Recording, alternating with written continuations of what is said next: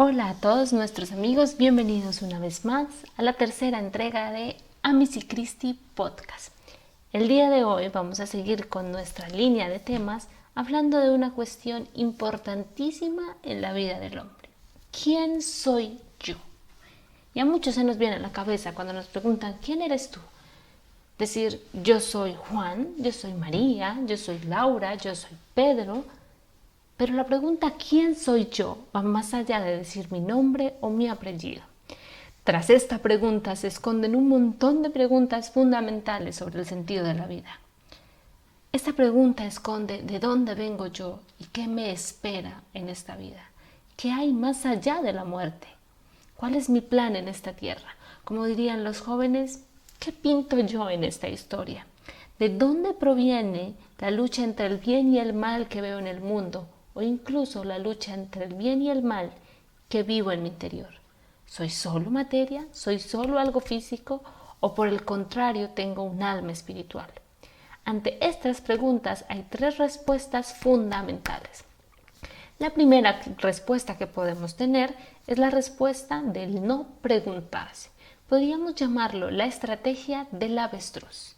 Es esta estrategia que incluso muchos asumimos o hemos asumido o asumen ante la vida.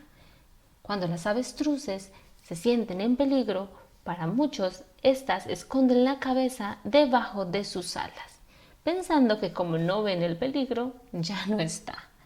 Para muchos pasa lo mismo con estas preguntas. Si no me las hago, no existen.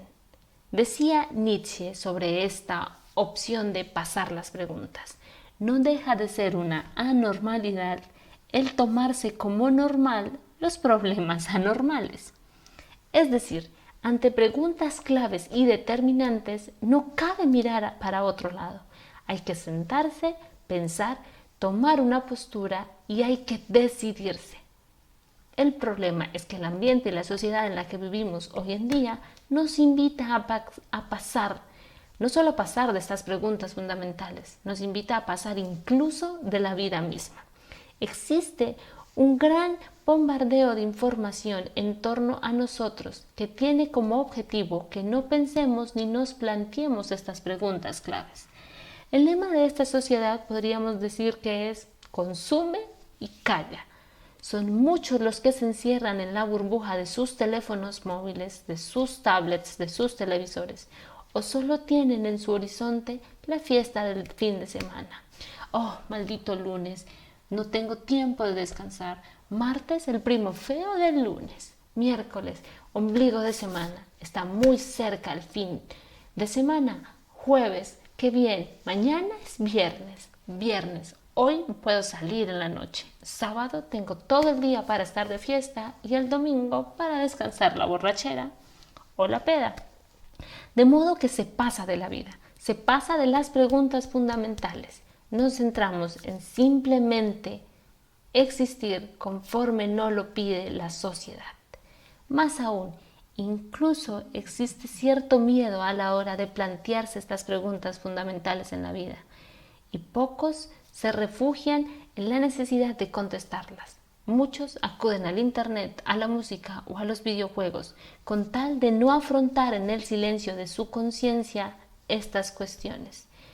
Como dirían muchas de estas personas, para no carcomerse la cabeza.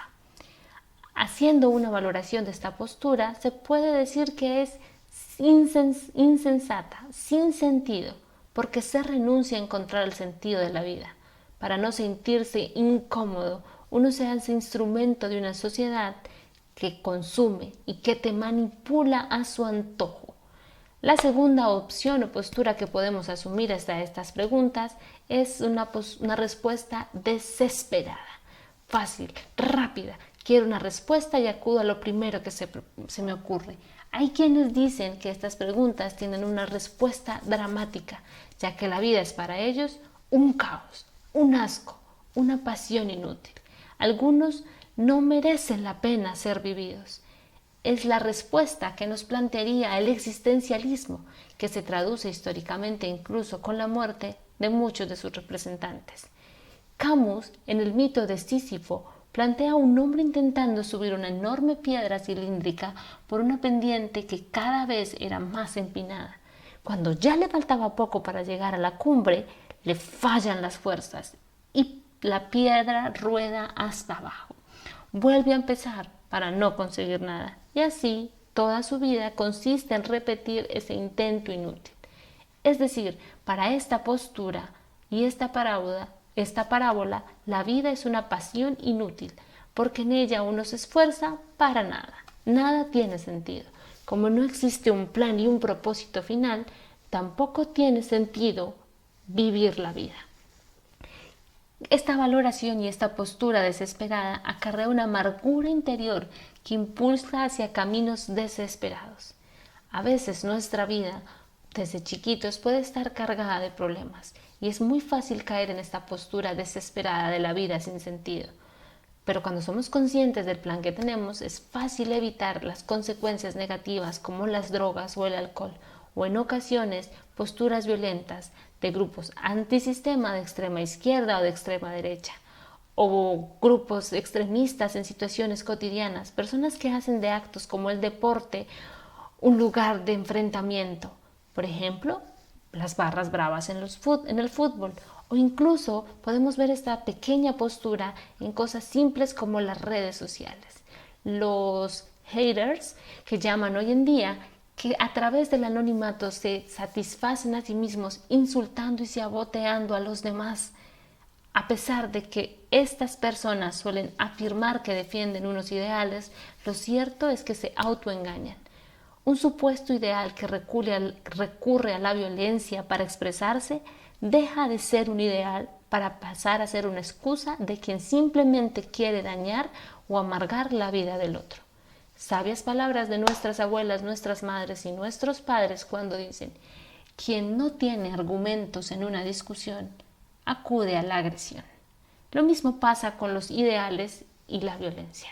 Cuando un grupo defiende un ideal a través de la violencia es porque no tiene argumentos para defenderlo. Y la tercera postura que podemos asumir ante estas preguntas es Dios. Dios es la respuesta. El hombre no es una pasión inútil, no es un proyecto sin sentido, ni una pregunta sin respuesta. Existen unos valores absolutos en la vida, y la vida del hombre tiene sentido en referencia a hechos. Dios nos ha creado por amor y ha trazado para cada uno de nosotros planes de amor. Lo importante no es ni siquiera lo que el mundo espera de mí, sino lo que Dios espera de mí y que yo le puedo dar al mundo. Si bien Descartes pronunció aquella sentencia de pienso, luego existo como principio para explicar la existencia, los creyentes partimos de otra convicción como principio. Soy amado, luego existo. Es decir, lo que define nuestra existencia es el amor incondicional que nos ha precedido y por el cual se funda nuestra dignidad.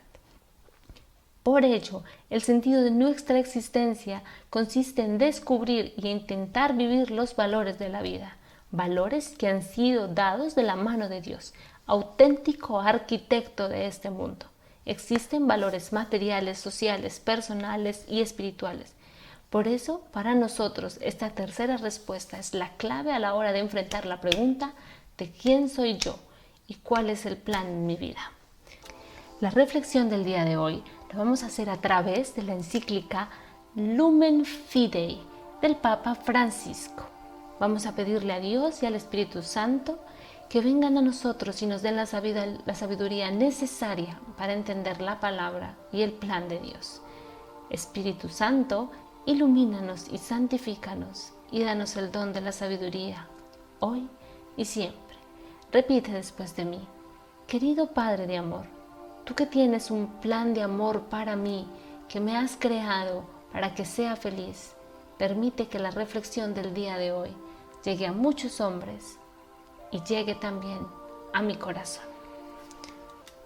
El Papa Francisco, en su encíclica en la parte La plenitud de la fe cristiana, numeral 16 y 17, nos explica las manifestaciones del amor de Dios. El amor de Dios, y una prueba de él, es la fiabilidad del amor de Cristo. ¿Dónde encontramos esa prueba? en su muerte por los hombres.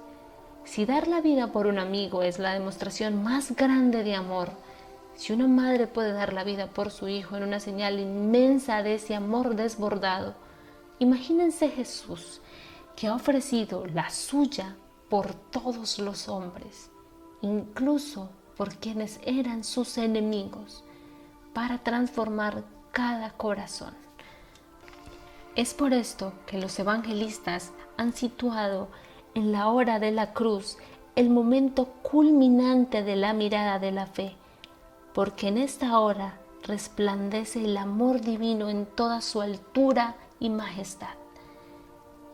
San Juan pone aquí su solemne testimonio cuando junto a la Madre de Jesús contempla al que había sido atravesado. Y dice el Evangelio: el que lo vio da testimonio. Su testimonio es verdadero y él sabe que dice la verdad, para que también vosotros creáis. Juan 19:35. Dostoyevsky, en su obra El idiota, hace decir al protagonista, el príncipe Miskin, a la vista del cuadro de Cristo muerto en el sepulcro: un cuadro así podría incluso hacer perder la fe a alguno. En efecto, el cuadro representa con crudeza los efectos devastadores de la muerte en el cuerpo de Cristo. Y sin embargo, precisamente en la contemplación de la muerte de Jesús, la fe se refuerza y recibe una luz resplandeciente cuando se revela con fe en su amor indefectible por nosotros, que es capaz de llegar hasta la muerte para salvarnos. En este amor que no se ha sustraído a la muerte para manifestar cuánto me ama, es posible creer, porque en su totalidad se vence cualquier miedo y se nos permite creer plenamente en Cristo. Pero la muerte de Cristo se manifiesta totalmente para que entendamos la fidelidad del amor de Dios a la luz de la resurrección. En cuanto Cristo ha resucitado, existe para nosotros una muestra clara de la fe. Jesús confió en las palabras de su Padre, confió en lo que Él decía a través de los profetas y las Escrituras, confió en que después de la muerte vendría a resucitar. Su muerte venció el pecado. Cuando creemos en esto, se apoya totalmente nuestra fe. Si Cristo no resucita, nuestra fe no tiene sentido, dice San Pablo. Si el amor del Padre no hubiese resucitado a Jesús de entre los muertos, si no hubiese podido devolver la vida a su cuerpo, no sería un amor plenamente fiable, capaz de iluminar también las tinieblas de la muerte. Cuando San Pablo habla en su nueva vida en Cristo, se refiere a la fe del Hijo de Dios, que me amó y se entregó por mí. Esta fe del Hijo de Dios es ciertamente la fe del apóstol de los gentiles en Jesús, pero supone creerle a Jesús, que es quien la funda, en su amor hasta la muerte, pero también en ser Hijo de Dios, precisamente porque Jesús es el Hijo, porque está radicado de modo absoluto en el Padre, porque se entrega sin miedo, porque ha podido vencer la muerte y hacer resplandecer plenamente la vida. Nuestra cultura aleja a Dios. Pensamos que Dios solo se encuentra más allá, en otro nivel de la realidad, separando de nuestras relaciones y de nuestra vida a Dios. Pero si así fuese, si Dios fuese incapaz de intervenir en el mundo, su amor no sería verdaderamente poderoso, verdaderamente real, y no sería entonces ni siquiera verdadero amor, capaz de cumplir una felicidad que prometió. En tal caso, creer o no creer en Él sería totalmente indefendible. Los cristianos, en cambio, confiesan el amor concreto, el amor eficaz de Dios, que obra verdaderamente en la historia, y determina el destino final de nuestras vidas. Amar que se deja encontrar, un amor que no se esconde, que se ha revelado con plenitud en la pasión, la muerte y la resurrección de Cristo. Dios ha puesto en nuestras vidas la imagen clara de lo que el amor es capaz de hacer. Dios por amor nos ha creado y le da sentido a la pregunta de ¿quién soy yo? Y por ese mismo amor, cuando nos hemos perdido y alejado de Él, ha puesto a su Hijo para que a través de Él veamos el amor del Padre. Ese amor que es capaz de desprenderse de sí mismo y entregarse a la muerte para salvarnos. Pero ese mismo amor nos muestra que más allá de la muerte existe un plan de felicidad. Por eso Cristo vence la muerte y resucita. Resucita para salvarnos y mostrarnos que el plan de Dios es su amor, que el plan de Dios es nuestra felicidad eterna. Hoy queremos darte gracias, Padre, porque hemos recibido de tu amor y porque tu Espíritu Santo ha obrado en nosotros. Terminamos este podcast con la oración que Cristo nos enseñó. Padre nuestro que estás en el cielo, santificado sea tu nombre. Venga a nosotros tu reino. Hágase tu voluntad así en la tierra como en el cielo. Danos hoy nuestro pan de cada día. Perdona nuestras ofensas como también nosotros perdonamos a los que nos ofenden. No nos dejes caer en tentación y líbranos del mal. Amén. Dulce Madre, no te alejes, tu vista de nosotros no apartes. Ven con nosotros a todas partes y solos nunca nos dejes. Ya que nos quieres tanto como verdadera Madre, haz que nos bendiga el Padre, el Hijo y el Espíritu Santo. Amén.